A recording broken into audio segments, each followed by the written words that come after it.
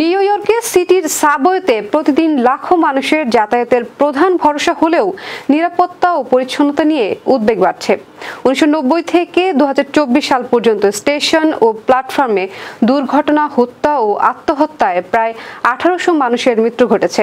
বাংলাদেশি কমিউনিটিও এর শিকার। 2013 সালে সুনন্দ সেন এবং 2022 সালে শিক্ষার্থী জিনাত হোসেন ট্রেন দুর্ঘটনায় প্রাণ হারান।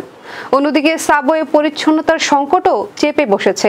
অনেক গৃহহীন ব্যক্তি স্টেশন ও ট্রেনকে আশ্রয়স্থল বানিয়ে ফেলায় দুর্গন্ধ, নোংরা পরিবেশ এবং নিরাপত্তা ঝুঁকি সৃষ্টি হচ্ছে। প্রশাসন নিয়মিত অভিযান চালালেও যাত্রীরা প্রতিদিন অস্বস্তিকর অভিজ্ঞতার মুখোমুখি হচ্ছেন। সব মিলিয়ে নগর জীবনের অপরিহার্য এই পরিবহন ব্যবস্থায় যাত্রীদের আস্থা ধরে রাখা এখন বড় চ্যালেঞ্জ হয়ে দাঁড়িয়েছে। এমন পরিস্থিতি থেকে উত্তরণে সংশ্লিষ্ট কর্তৃপক্ষকে পদক্ষেপ গ্রহণের আহ্বান জানিয়েছেন যাত্রীরা।